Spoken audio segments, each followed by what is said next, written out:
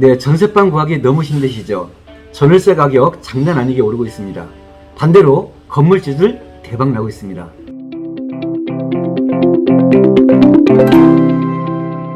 네, 안녕하세요. 반갑습니다. 소액 투자로 월세 부자 만들기 솔루션을 진행하고 있는 다담 대표 이한근입니다. 오랜만에 영상으로 만나고 있습니다. 이번 시간에는 전월세 상승과 임대 사업을 하고 있는 건물주들의 그 전망에 대해서 영상으로 준비해 봤습니다.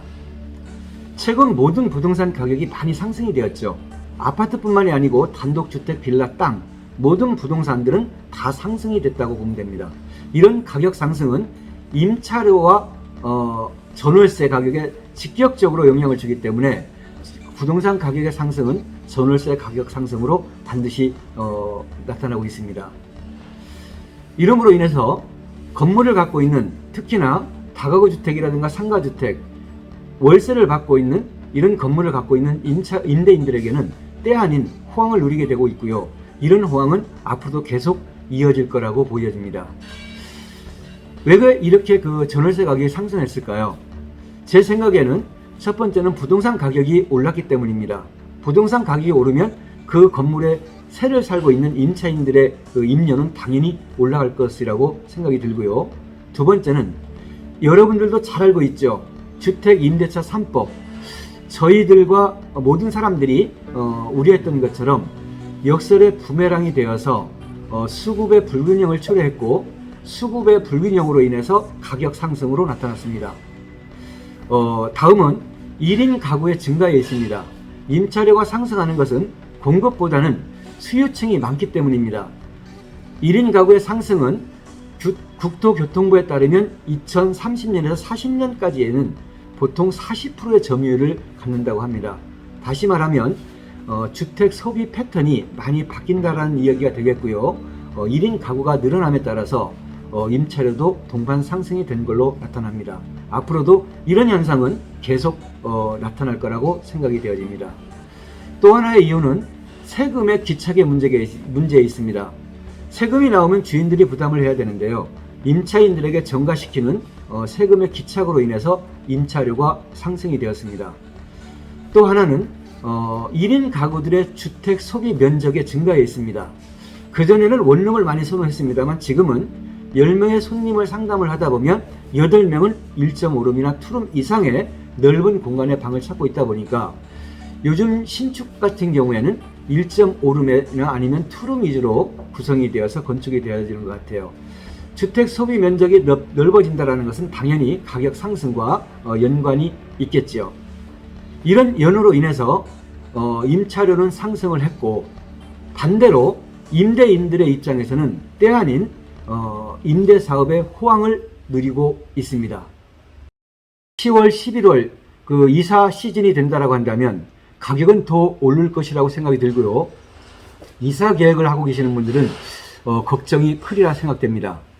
이런 상황은 앞으로도 계속될 거예요. 임대사업자들은 따박따박 월세를 받을 수 있고 안전한 부동산 투자로 매우 행복한 그런 부동산 사업을 계속 영위할 수 있을 것 같습니다. 원룸 투자의 전망, 다시 말해서 노후 준비라든가 연금형 부동산 투자라든가 안전한 부동산 투자이면서 계속 호황을 누릴 수 있는 원투룸 투자 부분에 대해서 전망을 말씀드리면, 결론부터 말씀드리면 매우 좋은 그 투자처라고 생각됩니다.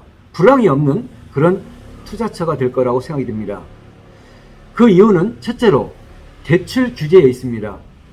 여러분 그 뉴스에서도 봤고 신문에서도 많이 보시죠. 지난 7월 이전까지는 투기과열 지역에서는 주택담보대출 비율이 40%, 50%까지 나왔습니다.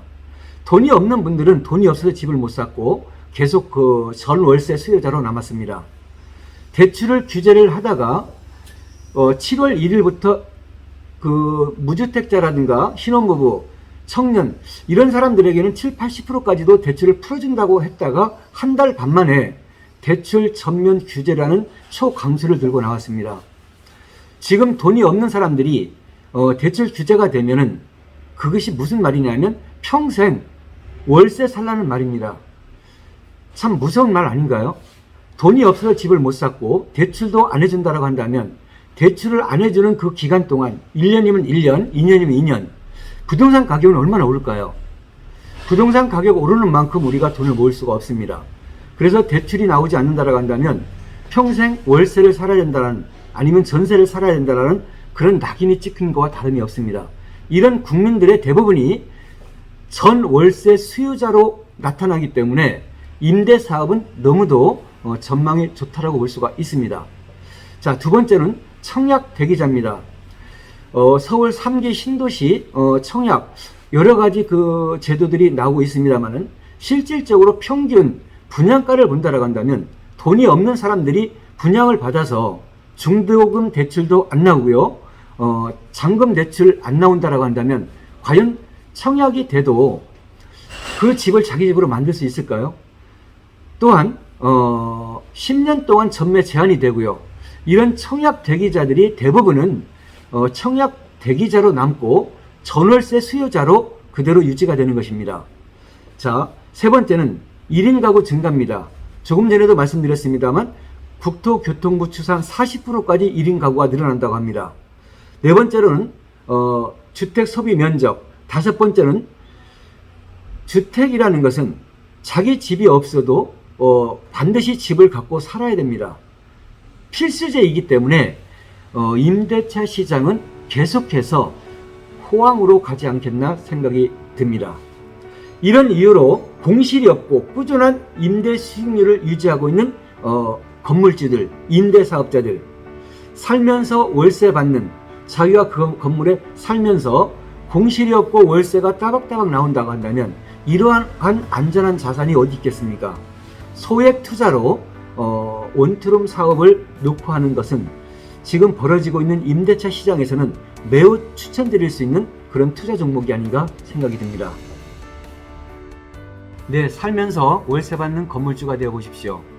3억에서 4억 투자로 주인 세대에서 살면서 매월 300만 원 정도를 따박따박 받는다면 얼마나 행복할까요?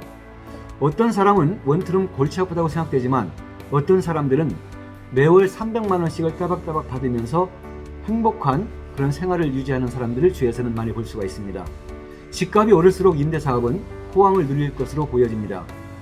네, 오늘의 영상은 여기까지입니다. 다음 영상은 실거래 사례를 영상으로 준비합니다.